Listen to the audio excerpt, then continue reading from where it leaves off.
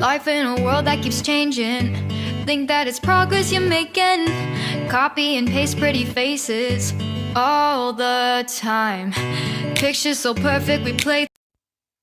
Hello everyone, welcome to Anointed Lady TV, the home of news and politics. If it is your first time in this channel, you are highly welcome. Thank you so much for stopping by. And if you like what we do on this channel, hit on the subscribe button. Also put on the notification bell so you'll be notified by YouTube anytime we drop a new video. And if you are returning subscribers, thank you very much for always coming back to watch our videos.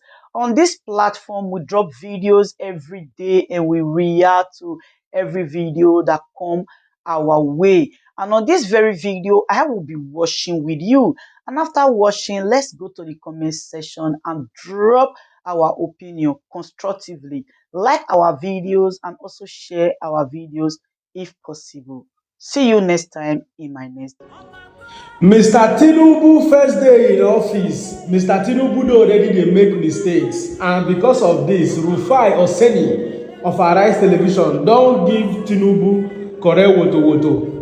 Yes, if you had listened to the inaugural speech of Bola Tinubu yesterday, you would have noticed that he had already started making mistakes. Number one, they were very careful in that inaugural speech that they didn't want to talk about the election of February 25, 2023. They were very careful. They were not giving Nigerians impression that the election was a safe haven.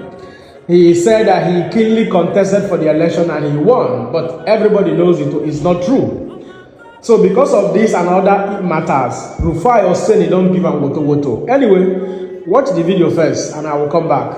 God bless you. So many things. A lot of people have said the inaugural speech was not inspiring. A lot of parts to pick out of the speech. At a time when Nigerians needed a lot of healing, you need to have a speech that rallied people. And we thought that he was going to make key pronouncements, feeling the pains of people as regards the elections. But what he said was, yes, the election was highly contested, but I won. No, it's not about who won now. It's about the electoral process, which has been challenged in court. And to a large extent, what you say as regards that matters a lot to a lot of people that are watching. Of fuel subsidy. Unfortunately, the budget that I've glimpsed before I assumed office and what I've heard is that no provision is there for fuel subsidy. The first subsidy is gone. Secondly, I think the president-elect should quickly put together, even if it's a kitchen cabinet economic team. I mean, the president, beg your pardon.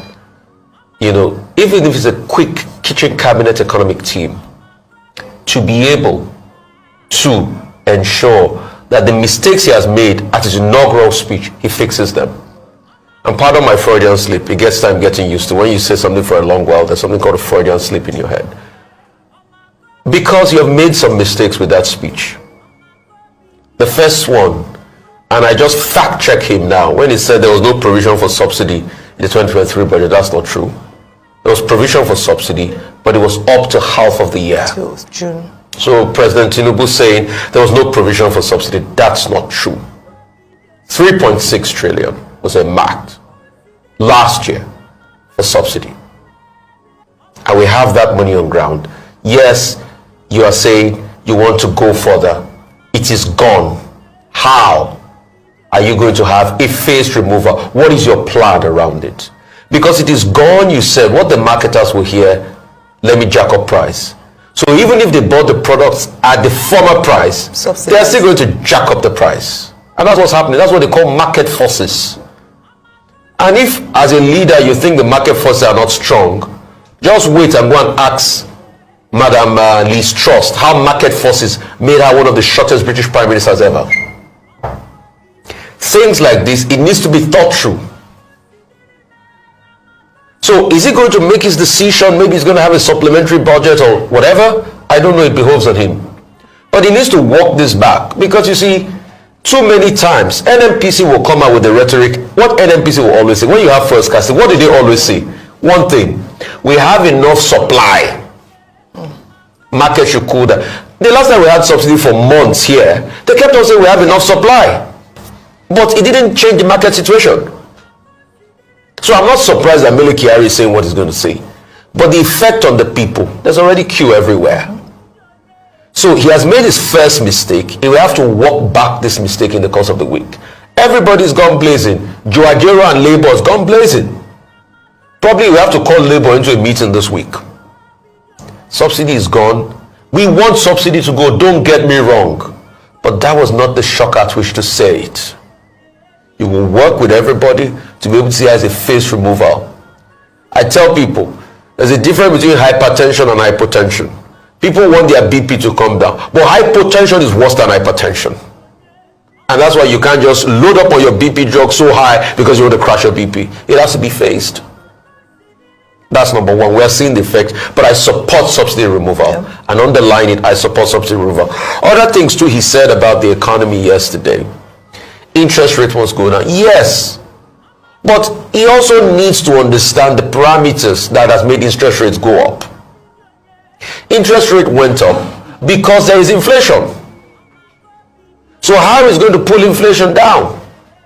It's not that the CBN just loves to increase interest rates. Do you think the CBN loves to squeeze liquidity out of the economy? No. And also the legacy issues of insecurity that make it difficult for farmers to be able to put food across, that makes food inflation on the high. So these are the things he needs to look at. And for him saying, I want to close up the exchange rate, yes, that's another good one, but it has to be methodical. I'm not saying what he said is not good, but it has to be methodical. There's a way to say something. So you want to close up the exchange rate. Don't forget, a week before now, Bloomberg had predicted that he was going to say this. And Bloomberg had written a story where they envisaged that the exchange rate now today was going to go over 500. And do you know that thing shocked the market temporarily? But now that he has said that, that can also shock the market. But you also forget that most of your debts are, some of your debts are in dollars. And it increases your dollar debts. There's a time we'll have to have a convergence of exchange rate both on the parallel market and the official rate. But it has to be done methodically. And what you need to work more are the factors of production that brings about that exchange rate being like that in the first place. Apart from mammoth corruption, then the factors of production, are we productive? Are we having a product economy? All right? Mm-hmm. Are we having an economy that can bolster the possibilities? So those are the questions we need to ask ourselves. We don't have all of that on ground. I'm happy he talked about industrialization and economic well-being and development. But these are the things we need to work on. But generally sounded off on the digital sector, yes.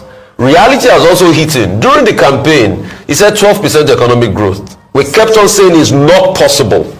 Reality has hit him now. Now he's moderated it to 6%. Yes, which is tenable, but with a lot of hard work. Because remember the last time Nigeria grew 6% was over close to 10 years ago. You have to bring in a lot of hard work and productivity. But other people congratulating him. Yes, it's the beginning of a new era for the president, President Tinubu era in Nigeria. Prince Charles will congratulate him. Joe Biden will congratulate. Everybody will say they'll work in tandem with him. But also he has made his first mistakes, which is about this subsidy. And like he said, yeah, there's no budget provision. Yes, because it ends in June, because it's half year, but there was initial budget provision. But what will he do? Will he take it on? Will he say he will not make any budget provision? Will he want to have his own supplementary budget? Will he keep this budget? And that's just about it. So I wish him the very best. Yeah. And like we say, we are constantly here to say kudos to him when he's done well, and to say you need to do a lot better. So I think his first thing is he needs to go and fix this problem on ground now, because the queues have to leave. Yes. Well, the truth is that the queues actually surfaced even before the inauguration. So for as many people who drove out yesterday morning as we had to because of work, we'd already seen cars being lined up on the streets as if in anticipation for the president's first speech where he would announce that subsidy would go. And so we already saw queues. And then obviously post his announcement, the queues increased, the length of the queues increased. And as you've mentioned, Rufai, a number of people have said that perhaps it wasn't the best to have announced it in such a way. What the last government had done or had said indeed was that for them to take out subsidy would have to be phased out, and there are certain measures that have to be put in place to cushion the effect on the ordinary man. And this is where the criticism of Huriwa has come, saying that the first thing he's doing as president is to perhaps make the lives of the ordinary Nigerian difficult through this announcement. Perhaps it could have been better managed, because the conversation had been subsidies should be removed. The World Bank has said so, IMF has said so. They've asked, or they've recommended for Nigeria to diversify those funds from subsidy to other developmental projects. And so it's not a conversation around whether it's a good move or not. It is how it was done, the manner it was said, and the immediate response and its effect on Nigerians. Unfortunately, as was suspected when this announcement will be made, a number of people have their suspicions of hoarding, and I'm glad that the midstream and downstream sector have said that they're going to investigate and set out marketers who were behind this deliberate hoarding. Because of course, from a marketer's point of view, I mean, I shouldn't say of course, because it is morally bankrupt to do that. You would think, I bought this at a subsidized price, and now I hear that subsidy is going to be removed, so let me sell it at the new price and then show up my profit, thereby making Nigerians suffer. As you can see, both Tinubu himself and APC people told Nigerians that Tinubu is one man that knows Nigeria very well, that understands the economy and also understands the Nigerian people. You see what is already happening at the petrol stations. If Tinubu indeed understands Nigeria and he knows Nigeria economy very well, the announcement of the subsidy removal, even if he is planning to remove the subsidy, no be like that, he go take announce am. No be like that. Because he understands, say, a lot of Nigerians are opportunists. So that was not a very good step from a good leader. A supposed good leader should understand the type of country and the type of environment we live in, and go into subsidy removal phase by phase after perfecting the plans on how to make life easy for Nigerians. Today, people just they suffer. On the same. Anyway, we're gonna share this video. God bless you.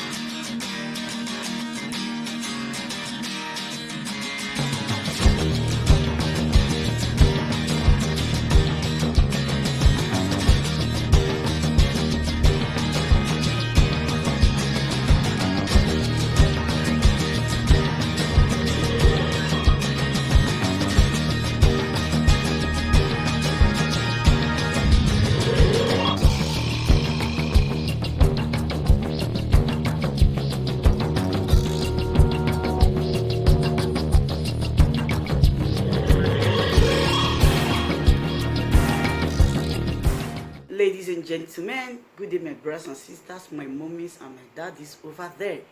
Is your sister again, your doctor, your friend, your girl, Anointed Lady TV. Please, if today is your first time of coming across my YouTube channel, please do subscribe for me. Subscribe and turn on the notification bell. So each time I upload any video, you will be notified. So in this my channel, I will be bringing up many things to you in which you will benefit from it. I do talk show, I do news, anything you want to talk about, I am into it. Please subscribe and turn on the notification bell. So each time I upload any video or each time I'm on live on YouTube, you will be notified. Thank you very much for always being there for me. Please do subscribe for me, and as you do so, God will richly bless you and meet your heart desire. Thank you very much. I love you all. Ladies and gentlemen, good day, my brothers and sisters, my mummies and my daddies over there. Is your sister again, your doctor, your friend, your girl, Anointed Lady TV. Please, if today is your first time of coming across my YouTube channel, please do subscribe for me. Subscribe and turn on the notification bell.